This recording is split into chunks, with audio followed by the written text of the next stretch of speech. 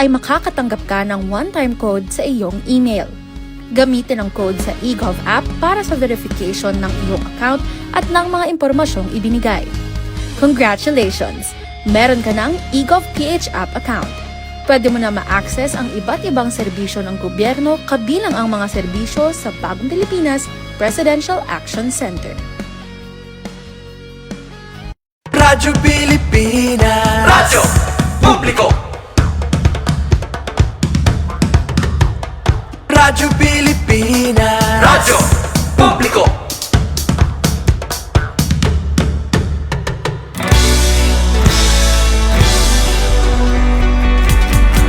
Mahalagang mga balita, napapanahong impormasyon.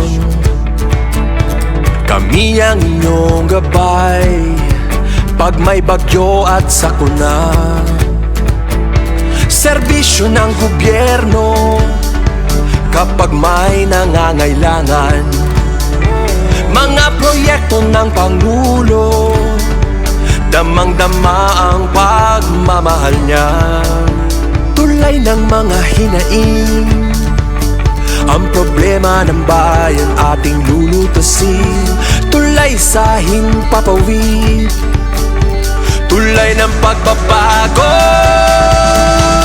Radyo Pilipinas, Radyo Publiko. ng bagong Pilipinas. Radyo Publiko. Radyo Pilipinas, Radyo Publiko. ng bagong Pilipino. Mga proyekto ng Pangulo, damang-dama ang pagmamahal niya. Radyo Pilipinas, Radyo Publiko. ang boses ng Pangulo.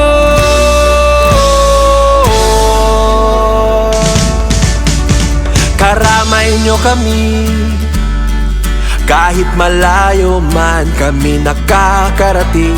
OFW magsasaka, buhay ay iba't iba, san mang lugar ng bansa natin.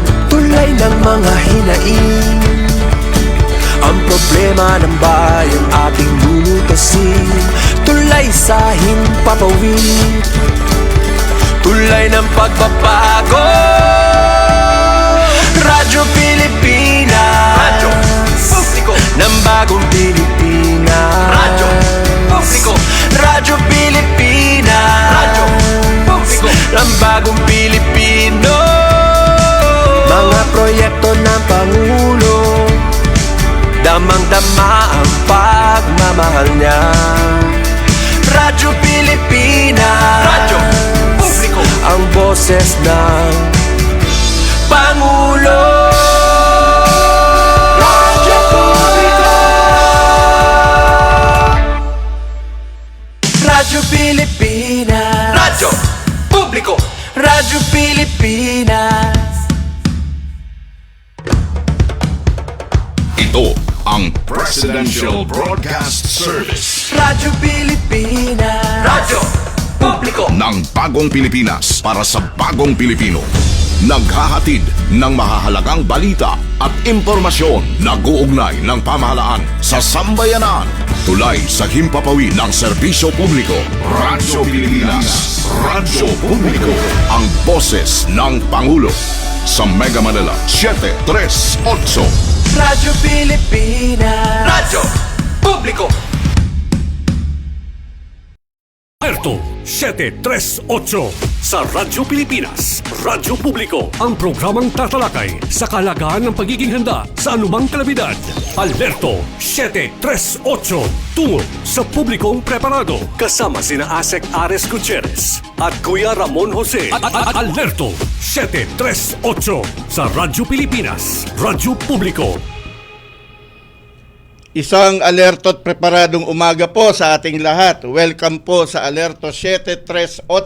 Ito ang programang tatalakay sa mga issue at usapin tungkol sa disaster preparedness at disaster mitigation. Ang programang Alerto 738 ay hatid sa inyo ng Presidential Broadcast Service, Bureau of Broadcast Services. At mapapanood rin po tayo ng live sa Radyo Pilipinas Facebook page, Radyo Pilipinas YouTube channel, TV Plus Channel 3 at Afford the Box Channels 45 2:49. Ang oras sa Philippine Standard Time ay 10 o'clock, 10:10 ng umaga.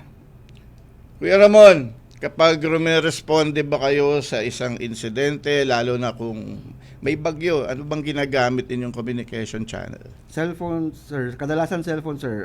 Text, tawag, o kaya mga messenger or Messaging apps. Oo. Paano kung walang signal? Yun ang problema.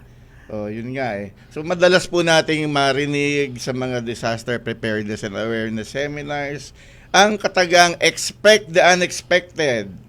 Kritikal sa isang krisis o emergency ang komunikasyon dahil dito nakasalalay ang isang misyon o isang operasyon.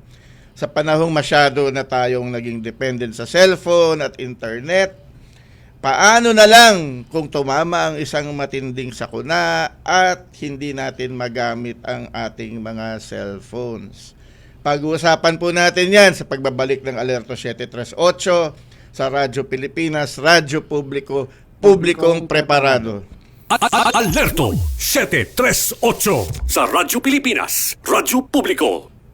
At nandito pa rin po tayo sa Alerto 738 sa Radyo Pilipinas, Radyo Publiko, Publikong Preparado.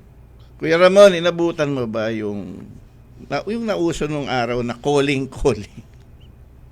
Sir, di ko maalala yun. Ano yung... Nakwento lang naman din sa akin yan eh. Pero ito yung panahon na nung hindi pa uso yung cellphone, ang ginagamit ng ordinaryong tao nun, actually hindi ordinaryo dahil medyo mahal mag-set up nun eh, yung Citizens Band. Ito yung ginagamit doon for mobile communication. So yung mga sa Amerika ang gumagamit ito yung mga truck drivers. So, mapapanood yung sa sine nung araw, may dala-dala silang radyo, nag-uusap sila. Tapos dito naman sa atin sa Pilipinas noon, yung mga hobbyist, ang daming hobbyist noon ng radyo eh, wala pang cellphone. Yan, may mga setup sila sa kotse, may base ang loob ng kotse, uusap-usap sila doon. So, yun yung tinatawag na calling. Nadidinig ko lang yan noong araw, yung calling. Pero mas popular siya bilang walkie-talkie. Walkie-talkie. Pero ngayon, laruan na lang yung walkie-talkie. Pero alam mo, nung unang panahon, parang namang napaka-Jurassic mo nung unang panahon. Dati, alam mo ba yung radyo? Sing bigat ng hollow block ang isang handheld radio at yung battery no naka-backpack ka. Yung kikita mo yun sa mga war movies, di ba, nung araw. Pero nung nagkaroon na ng cellphone, nag-umpisa din syempre yung cellphone na may battery pack, tapos biglang wala na, biglang yung pangkaskas ng yelo, lumiit ng lumiit, di ba? Naging smartphone, nakakonekta na sa internet. Tapos, unti-unti na rin nawala yung gamit ng radyo. Dati, ang dami mo makikita. Ang daming radio groups yung araw. Ang dami mo makikita, may dala-dala ng radyo. Pero, yun nga, nung parang nawala na yung radyo dahil lahat naka-cellphone, nagkasubukan, nagkaroon ng realization kasi paano nga naman mangyayari kung mawala ng kuryente, bumagsak yung cell site, walang signal, paano wala nang silbi yung cellphone mo? So, kaya nagkaroon na uli ng radyo bilang backup communication. O nga sir, kaya naman sa National Disaster Response Cluster System, may tinatawag na Emergency Telecommunications Cluster. And dati naalala ko sir, kasama to sa trabaho ng isang PIO, sa emergency. Kasama sa loob ng Emergency Telco Cluster yung PIO. Tama ka dyan. Kaya nga, nung naupo naman tayo bilang kinatawan sa NDRIMC ng Philippine Information Agency, talagang nakipagmatigasan ako doon na dapat ihiwala yung Crisis Communications Cluster sa Emergency Telecommunications Cluster. Pero sa ibang episode na natin yung talakayan, mag-focus muna tayo dito. At para naman sir, bigyan linaw kung gaano ba kahanda ang ating pamahalaan sa pagresponde sakaling mawalan tayo ng signal o internet connection kapag may sakuna, makakasama po natin ang Rapid Emergency Telecommunications Team ng DSWD Mimaropa sa pangunguna ni Sir Angelito Montalvo. At kasama rin po ni Sir Sir Ray Mark Masilungan, Hans Jerwel Bayeta, and si Miss Angela Maraya Villarta. Alertong maga po sa inyo, sir. Ma'am. Alertong magandang umaga po. Medyo mahiyain Mahiyain. ang ating mga kasama sa Mimaropa. Ulitin ko. Alerto umaga po, sir. Alertong magandang umaga po. Okay. Sir, First question first naman, ikaw na. Sir, ano po, sir, Nakauna man siya dito. Okay, sir, ano po ba ang Rapid Emergency Telecommunications Team at bakit ito critical? Ano ang papel nito sa panahon ng disaster calamity? Okay po. Ang Pilipinas po, sa paglipas ng mga nagdaang taon ay nakakaranas ng pinakamalakas na bagyo. And kapag nararamdaman po natin ito, yung kalamidad na to, karaniwang bumabagsak yung conventional na telecommunication system tulad ng cellphone. Yung sinabi ni Sir Aris kanina, internet, yung landline communications. So ito po yung naging basehan ni NDRIMC na bumuo ng grupo ng mga individual na ang specialista ay ang pag-setup ng agarang telecommunication systems para matugunan yung mga ganong crisis. As early as 2012, 2013 po. Meron ng grupo ng mga ganong individual sa DSWD. Sa nung Typhoon Yolanda po, kasama po ang DSWD setup ng ganito. Oo, nakita ko nga kayo sa Nakita niyo po Tacloban yun. noon. Pero naging formal po ito nung pinirmahan yung guidelines ng pag-setup ng RET under the Emergency Telecommunications Cluster ng NDRIMC. Sa Mimaropa po, bumuo po kami ng sarili naming team. Lahat po ng DSWD Regional Office Ay merong ang tinatawag nyo dito ay RET, di ba? Apa. Rapid Emergency Telecommunications Team. Yes, sir. So bawat region po ay merong DSWD RETT. Yes, sir. Apa. Tama. Ang nakita po namin sa pag-iikot namin nung araw, meron napaka-high-tech ng ano ninyo eh. Akala namin dati handheld radios lang ang dala nyo eh. Pero kayo na magkwento, sir, ano ba yung meron kayong command van eh, mobile command van eh. May nakita akong ganun eh. Sige, sir. Si Sir Hens. Sige, si Hens na. Ang Mobile Command Center po natin or MCC ay equipped ng satellite internet service at satellite phones upang makapag-provide ng internet connection at means of communications nang hindi kailangan dumepende sa local telco infrastructure natin sa area na maaaring kasama sa masira sa oras, sir, ng sakuna. So hindi lang pala siya radio network o two-way radio, ano siya, may satellite phone, may Yes, sir. So meron din kayong ang tawag doon yung nakakapag-provide din kayo ng short messaging, yung text message. Yes, sir. May capability ang kayo. ginagamit po natin ay satellite internet. So, hindi na siya yung conventional na yung depende sa telco. Talagang high-tech yung gamit ng DSWD ngayon. So hindi na natin, well, hopefully, tama naman talaga itong ginagawa natin. Hindi na natin mararanasan yung biglang bagsak ang lahat ng communication. Di ba, sir, naalala mo, ikaw nag-responde kaya sa Yolanda, no? Sir, sa Typhoon Usman noong 2019, Region 5 po ang medyo tinamaan nun eh. Oo. So, kasama po kami doon sa nag-respond. Pero yun nga, sir, kasi naalala ko, ako ay nakabase noon sa Cebu.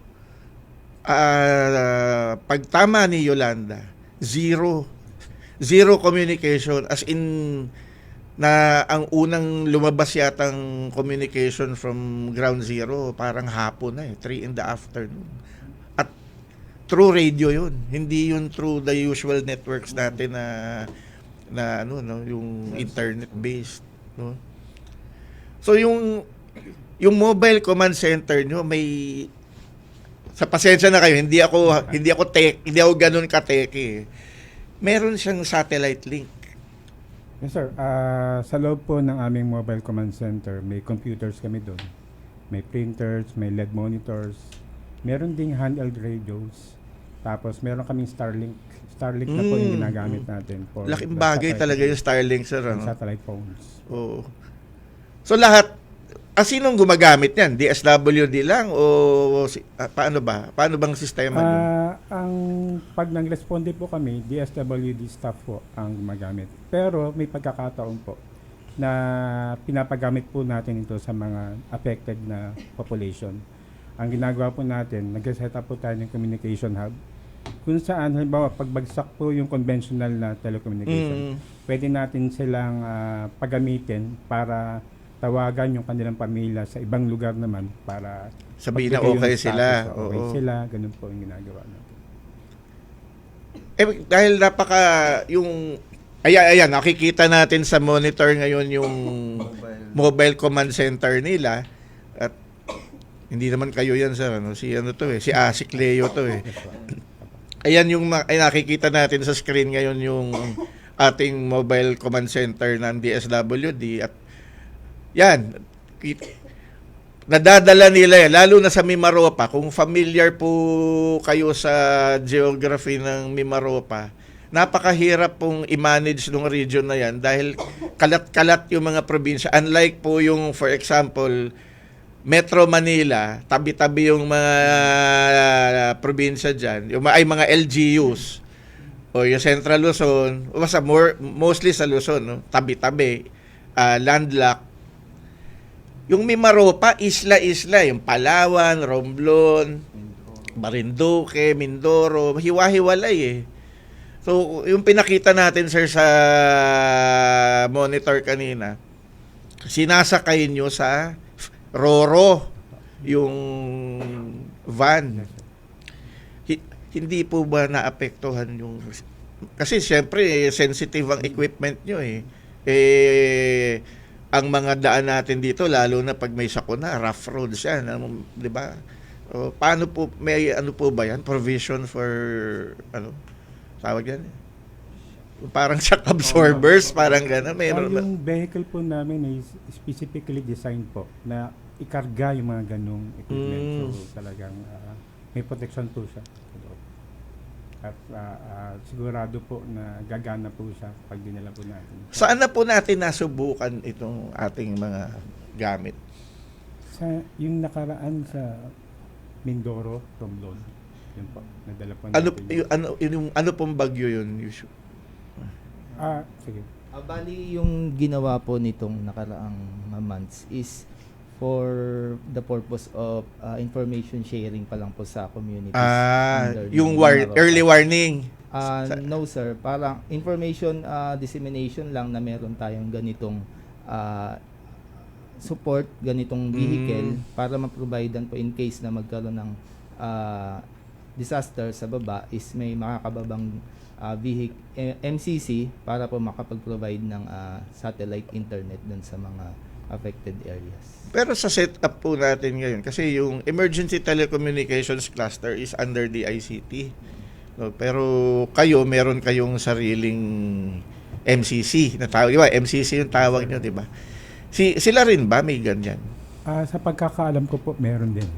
So redundancy na. Bagay ganun naman ang lagi nating tinuturo, Ramon, sa di ba? Sa DRR dapat hindi lang mayroon kang backup, may backup yung backup. So maganda tong ginawa ng DSWD na to. So isa lang po per region ang MCC ngayon. Sa ngayon po. Hopefully madagdagan pa po.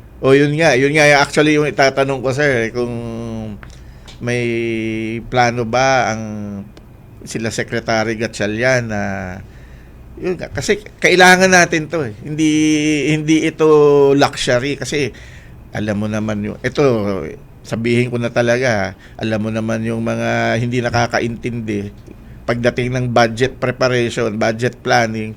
Hindi nyo kailangan, bakit kailangan nyo ng ganyan, mahal-mahal niyan, tanggal sa budget yan. So sana ma-realize nila na gaano ka-importante yung kahit na sabihin nilang high-tech hindi daw kailangan, pero kailangan to eh. Pero Sir Bong, ang is ano po yung sa experience niyo, ano po ang pinakamalaking hamon o problema na hinarap ninyo sa pagde-deploy nyo ng Rapid Emergency Telecommunications Team? Kasi sir, ang DSWD ay vice chair ng NDRIMC na nakatutok sa operations and relief. Mahalaga po talaga sa amin ang maayos na komunikasyon dahil pag bagsak po ang conventional system, may hirapan po kaming kumuha ng datos na pinapadala namin sa aming mga Regional Operations Center. So, ang pinakahamon talaga, sir, is pagbagsak po yung komunikasyon, doon po pumapasok talaga si Red para mag-set up ng communication system.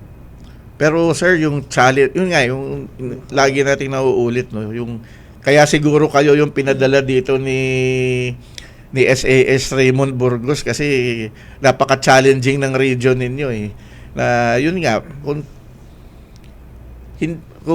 isa lang naman yung van, yung communications van eh. So, hindi nyo yan mape-preposition basta-basta eh. O pag tumama yung bagyo dun tumama malakas sa bagyo sa Mimaropa, it will take how many days? 1 or 2 days bago nyo mapuntahan yan eh. Assuming na hindi nasira yung pantalan, di ba? Sir, si DSWD po, bago po tumama ang bagyo, inaaral na po namin. In fact po, may mga preposition goods po kami doon sa mga bawat lokasyon. May mga ano na kayo doon, gamit na may mga food and non-food items po. Naka-preposition na po. Oh, sir. Pero yung sa inyo, yung sa communication, may... Bago yung onset, yung dapat nandoon na yung van para mag-aaral. Ganun po yung ginagawa. Pero yung mga field offices ninyo, yes, sir. Tinuruan nyo ba sila paano gumamit? Yes, sir. Sa ang tawag po namin doon ay SWAT-T. Ano Kami po? ay SWAT-T offices. Okay. Ano yung sabihin? Yung mga region po, field offices po ang tawag doon. Field office, may Mimaropa po kami. Meron po kaming mga SWAT-T offices na naka-position sa Palawan, Mindoro, Romblon, tsaka Marinduque. And meron din po kami mga rep members man doon. Then, yun sila ay na-train nyo na kung paano gamitin. Yes, so kahit kunyari, nandun yung MCC nyo sa isang lugar, tapos sabihin natin driver at dalawa lang silang dumating doon, kaya nilang i-augment at kaya nilang i-operate yung MCC. Apo. Galing, ano? Ganyan dapat. Ganyan dapat ang ginagawa, hindi yung, alam mo, ay naku, mahirap na. So, sir, kailan po ba pinapagamit? Anong trigger ng pag-deploy ng RET? Yes, sir. Ang RET po ay nag-ooperate sa ilalim ng Emergency Telecommunications Cluster ni NDRIMC. So, pag sinabihan po kami ng chair ng NDRIMC na i-deploy kami, tutugon po kami dun sa utos ni NDRIMC. And pag meron pong mga crisis situation na hindi kayang i-handle ng local government units, nade-deploy po kami. So, kahit siguro yung mga yung mga anong tawag doon, human induced hazards, no? Andun kayo or mga threats to security, kung kailangan ninyo mag-back up ng communication, kaya ninyo. Yes, sir. Hindi na kayo natutulog pala niyan. Di ba? Kailangan po Kailangan si ma'am kailangan mag-beauty rest nito Paano mag-beauty rest nito? wala nga daw. So, minanggit nyo kanina na, may nakuha rin kami kasing, may provide din sa amin kasing briefing paper tungkol sa RET. Ang sinabi doon actually nabanggit mo na yun, sir, kanina, no? Yung may iba't ibang equipment sa loob ng ng mobile command center. So, ano po ba yun? Paano po ba ginagamit? Although nabanggit yun na pahapyaw kanina, medyo pwede ba nating... Bali, katulad po nga sir, nung nabanggit natin kanina na ang mobile command center po natin ay equipped po ng satellite internet service at satellite phones. Sila po yung ginagamit natin na means of communication once na yung conventional telco infrastructure natin sa area ay talagang hindi na po available. And aside po sa satellite equipment natin, gumagamit din po tayo ng handheld digital radios po okay. Para makapag-communicate din ng team natin at makarespond ng mas mabilis on-site. Ganon din po, katulad ng nabanggit din ni Sir Bong kanina, nagsiset up din po tayo ng mga wireless access points para makapagbigay tayo ng access sa internet hindi lang po sa team namin on-site, kundi pati na rin sa mga nasa lanta ng sakuna upang makapagbigay sila ng update sa kanilang pamilya po. Okay. So, sir, itutuloy natin mamaya yung talakayan natin at Magbabalik po ang Alerto 738 sa Radyo Pilipinas, Radyo Publiko, publikong preparado. Alerto 738 sa Radyo Pilipinas, Radyo Publiko. Magandang araw, si Dingdong Dantes po ito. On the way na po ba to the evacuation center kasi may banta ng pagbaha sa inyong area? Remember, SMS para hindi maging hassle ang paglikas. S for switch off. Siguraduhin na nakasara ang main switch bago umalis ng bahay. M naman, mag-ingat sa manholes. Kung baha sa dadaanan, extra ingat kasi baka mahulog ka sa imbornal na ko. At S, sumunod sa rules para maging mas maayos ang pagstay sa evacuation center. So switch off, mag-ingat sa manholes at sumunod sa rules. SMS para sa ligtas na paglikas kapag may pagbaha. Dahil #panatag ang may alam. Maging panatag Pilipinas. Naghahatid ng mahahalagang balita at impormasyon. Radyo Pilipinas. Radyo Publiko. Alerto 738 kasama sina Asek Ares Gutierrez at Kuya Ramon Jose sa Radyo Pilipinas, Radyo Publiko. At muli po nagbabalik ang Alerto 738, kasama pa rin po natin ang Rapid Emergency Telecommunications Team ng DSWD Mimaropa. Kuya Ramon, ikaw na nga magtanong nito. Ang question ko lang, ano ba ang pinagkaiba ng mga ginagamit yung technology para mas mabilis makarating sa tao ang tulong? Okay, tulad po ng nabanggit natin kanina, meron po kaming customized vehicle po, no? Kung saan nakaset up na po yung parang all-in na. Ida-drive na lang ng aming driver operator dun sa incident, then gagana na po yun. Yun po siguro yung pinagkaiba na. Pero sir, yan ay yung gamit ninyo Yes, for communication. Eh yung suporta naman sa inyo, like kasi alangan naman sa lupa kayo matulog. Meron ba kayong meron din kayong sasakyan na pang-support sa inyo? Actually sir, yung van ay medyo malaki naman po. Kung check nyo po yung yung wala siguro. Lalabas naman yan mamaya. Pwede pong magpahinga doon. Gumawa ng maikling tulog kung kinakailangan.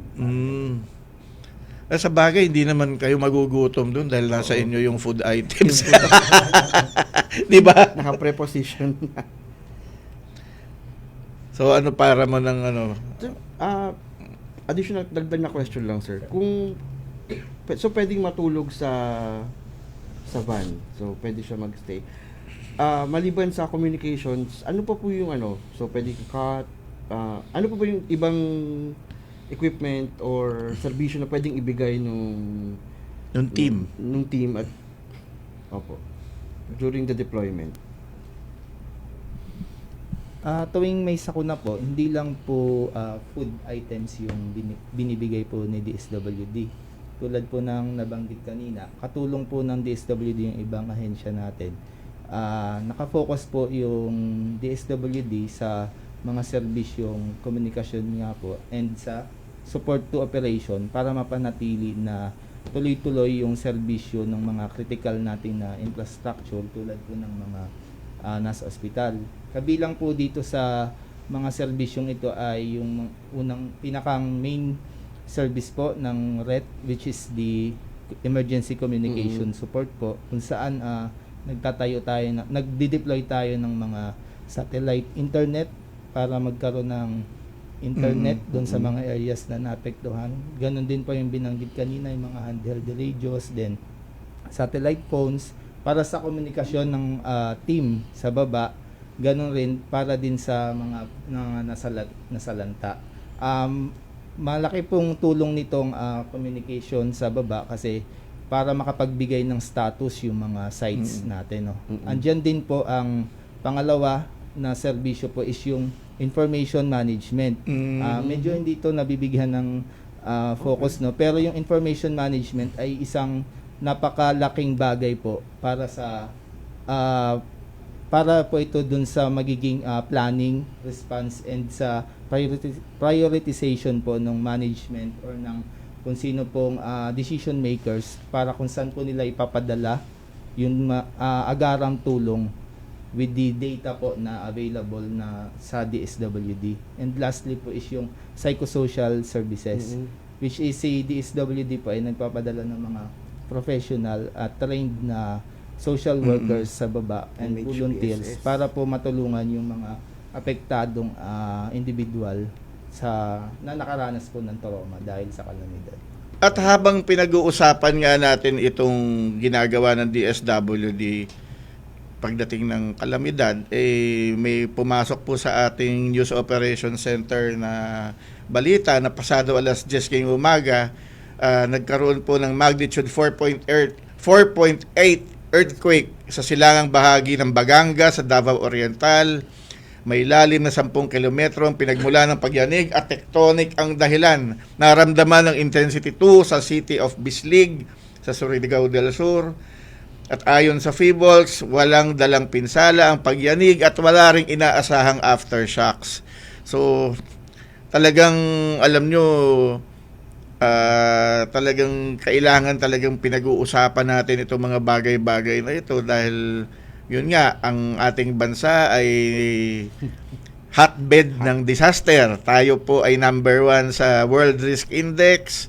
Tayo po ay nasa Pacific Ring of Fire. Lahat ng klaseng dilubyo ay dumadataan dito sa atin. Bagyo, lindol, ano pa ba? Lahat na lang no?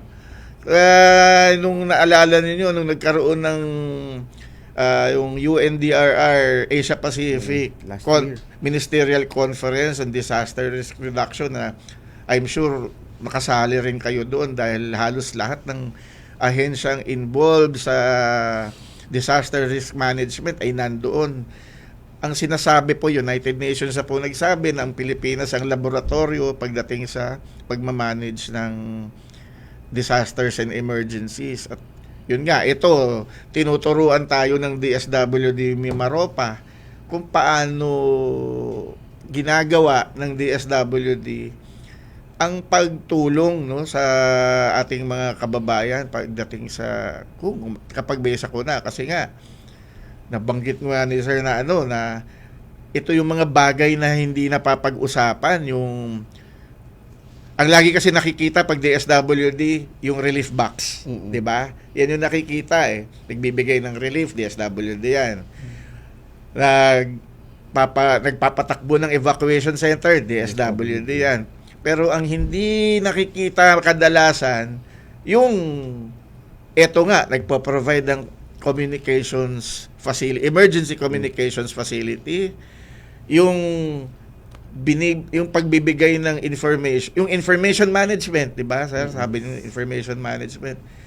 Doon papasok yung isang tanong ko na yung mga impormasyong nakukuha natin sa ground pagka may sakuna, saan po yan pumupunta at paano po yan ginagamit?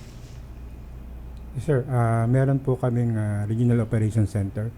Then, unang papasok po yung data namin, especially sa Mimaropa, sa Disaster Command Center namin sa Field Office. Then, ibabato po ito sa National, kay DSWD Central Office.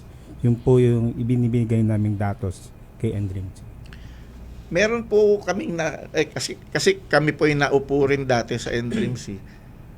Meron tinatawag kayong DROMIC. DROMIC nga ba yun? Di ba? Ano po ba yun? Ma'am, pwede may paliwanag ano yung DROMIC? Opo, ang DROMIC po kasi doon po kami nagbe-base kung ilan po yung affected population po natin sa isang probinsya, for example pa sa Mindoro po, ilan po yung naging affected population po natin doon, individual and yung families po. Then nakapaloob din po sa aming DROMIC kung sino po yung mga nag-evacuate or kung sino po yung nasa loob ng evacuation center po. And kung sino naman po yung mga hindi po nag-evacuate pero lumipat lang po sila ng parang sa mga kamag-anak nila. Kamag-anak po nila. And nakalagay din po doon ang kung sino po yung mga senior, kung sino po yung mga bata, pregnant, nakapalagay po doon. And nandun din po yung mga assistance na ibinigay po namin. Like for example, yung food packs po natin and yung non-food items po namin. And nandun din po yung mga assistance na binigay po ni LGU po. Pero yun nga po ma'am, yung 'di ba, yung impormasyon na yan. Hindi lang naman kasi yan Ramon binibilang yung tao. Kasi yung mga impormasyon na yan, alam ko dini-database nyo yan, 'di ba? Opo. At para mapag-aralan nyo kung ano yung paano nila i-adjust, paano nila i-recalibrate yung klase ng response. Siyempre malaking factor yan pag nagpaplano kayo ng prepositioning, 'di ba? Opo. Bali, yun po, sobrang mahalaga po talaga nung Dromic and kailangan po talaga na tama yung data na makukuha po namin kasi kapag mali po yung data, hindi, for example, sa loob po ng evacuation center, yung mga IDPs po natin, kung kulang po yung data na nakuha namin, hindi po sapat yung may ibibigay na tulong sa mga IDPs po natin. Lalo na ngayon, kasi dati, yung nung araw, tayo, ito, basketball court, evacuate kayo lahat dyan, bahala na kayo sa buhay nyo dyan. Pero ngayon kasi, di ba, isa camp management, nag-undergo naman kayo ng camp management training, di ba? Ang daming requirements sa camp management, kailangan may safe space ka sa bata, meron sa, di ba, sa kababaihan, meron pa sa pets, di ba, may kailangan, may ano pa, may lugar ka for pets and for farm animals ba ma'am? Sinasama na? Livestock po. Livestock, no? Kasi pag hindi na livestock, ano na yun? Food item na yun. Ayun po. Nagbibiro lang po tayo, ha? Kasi si Sir, medyo kinakabahan pa. Pero yun nga ma'am, no? Yun sa Dromic, no? Kasi hindi kayo, yung sa DSWD nga, ang pag binabalita na sa media yung ginagawa ninyo, hindi naman binabanggit yung Dromic. Ano nga ba uli yung Dromic? Kasi baka akalain nung iba, feeds ba ito? Ayun, Sige ma'am. Ayun, Dromic nga po, kagaya po ng sinasabi ko kanina, nasa Google Sheet po siya, na doon po kami nagkakandak or naglalagay ng data po ng bawat IDPs po or yung mga nasalanta po natin sa isang kalamidad po. IDPs is internally displaced persons. Yung Dromic po, data. Data po siya, opo. Ang may meaning yun, di ba? Disaster response operations. Parang ganun eh. Anong tawag doon? May tawag, meron siyang yung acronym ang Dromic eh. Naalala ko lang. Oo nga eh. Oo. Ano po, ano yun? Disaster response. Ayan, disaster response operation monitoring and information communication. Ayun siya. Oo.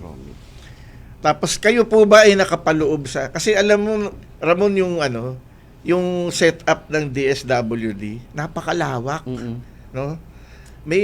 Meron pa kayong disaster response cluster, 'di ba? Parang ano bang tawag din? May nakita ako kasi dati kasama natin sa MC Dream program.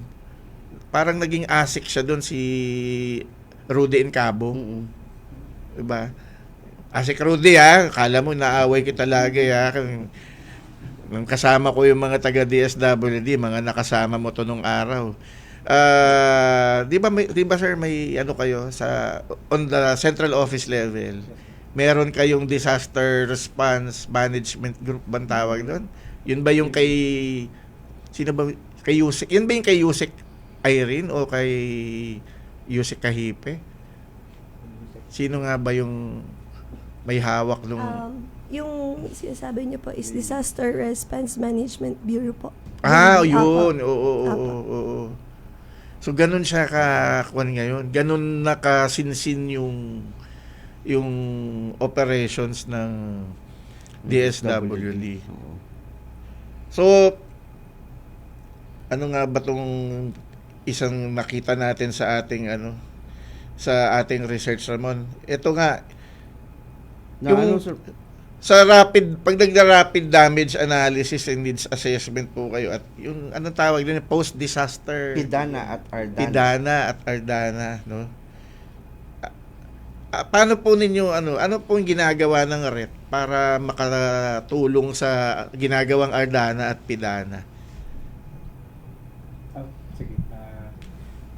Mahalaga po yung datos nakukuha sa Ardana kasi ito po yung preparation po para makapag provide po tayo ng tulong dun sa nakita nating crisis.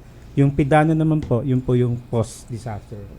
So, mas po ito, mas konkreto po ito kasi nalaman na natin kung gaano ka-extent yung damage sa lugar. Ganun po. So, ang bottom line nito, Ramon, is the proper utilization of resources. Diba? Na hindi naman, ito, binagyo si Romblon. Padala kayo. Nagiba yung bahay ni Paul Jason Post ng PIA Romblon. Padalhan yun ng kahoy yan tsaka yero. Hindi naman ganun lang yun eh. Yung inaaral po ng ating mga government agencies kung ano yung nararapat na assistance na binibigay sa mga nasalantang lugar at sa mga nasalantang individuals. Kasi hindi naman po one size fits all lahat ng lahat ng sistema ng pagtulong, di ba po, sir? Kasi ito, for discussion purposes, yung relief boxes na binibigay, kahit hindi lang DSWD, may mga sensitivities din lalo na pagdating sa yung pagkain na binibigay mo, di ba? Sir, naalala ko may yan. Nagkaroon ng issue yan, remember, nung nasa Quezon City. Napag-usapan natin with Miss Mai Zamora, yung dapat angkop ang relief. Dapat angkop ang relief sa lugar at sa tao. Diba? So, kasi maraming nang nakaranas dyan, sir. Kasi meron po kami dating nakausap na international humanitarian worker. Mas komplikado diba? Mas komplikado yung sistema na yun So, ang masasabi ko lang din, kayo sa DSWD, talagang inaaral yun na ng husto yan. At yun nga, yung team ninyo, kayo yung crucial, di ba, sir? Sabi nyo nga, sa information management. So, ito na naman po, ay meron na namang feed galing sa ating news division na nararamdaman pa daw po ang La Nina sa unang bahagi ng susunod na taon. So, gaano ba daw kahanda ang DSWD sa inyong lugar para dito? So, La Nina, baha na naman to, sir. So, paano pa daw po ang paghahandang ginagawa? Yun nga po, si DSWD po, ngayon pa lang may mga preposition na food and non-food items na tumama o tatama pa lang yung ganitong kalamidad. So, kami po ay support. So, may mini-maintain kayong preposition stocks sa region. Yes, sir. Sa bawat location po. Pero dahil nga po napaka-unique ng region ng Mimaropa, hindi pwedeng sa isang lugar lang. Hindi po, sir. Sa lahat po ng probinsya namin, meron kaming So si Paul Jason Post ng PIA Romblon may makukuhang relief box pagka natamaan yung Romblon, o kaya si Orlan sa Palawan ng PIA Palawan, meron, di ba, may kami makukuha. Actually, sir, experience ng PIA sa pakikipagtulungan sa DSWD regional offices ay napakaganda ng coordination. Hindi lang po ng PIA, kundi ng ibang agencies. Ganun naman po yung At yun po, sa huli po, ano po ang inyong mensahe sa ating mga tagapakinig? Lalo na sa mga taga Mimaropa, ano po ba ang maaasahan nilang tulong sa inyo at paano po ba kayo makukontak? Okay, ang RED po bilang bahagi ng DSWD Mimaropa at NDRIMC ay nakahanda pong tumulong. Lalo na po, tulad po na pag-usapan natin, hindi lang po sa telekomunikasyon, pati dun po sa disaster operations and relief. And kami po, sa DSWD, asahan niyo po ang mga taga Mimaropa, lalong-lalo na nakahanda po kami at asahan niyo po na wala pong may iwang pamilya dahil bawat buhay ay mahalaga sa DSWD. Marami pong salamat, Sir Bong, at sa inyong team sa DSWD Mimaropa. Nakakatuwa po na magkakapareho tayo ng kulay dahil mamaya po ay Game 2 ng NCAA Finals, Gosan Beda Fight.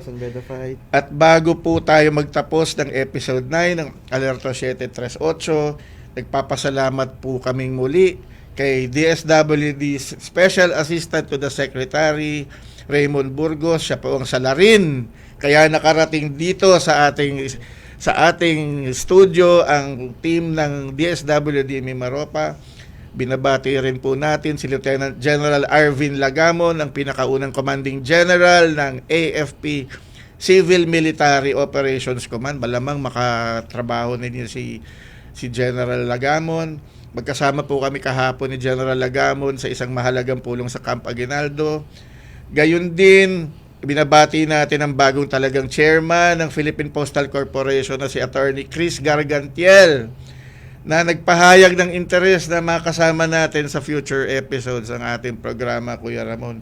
At sa panghuli po ay nakikiramay po kami sa mga naulila ng ating kaibigang si Benji Liwanag, isang veteranong radio reporter na nakasama natin nung araw sa kabilang istasyon.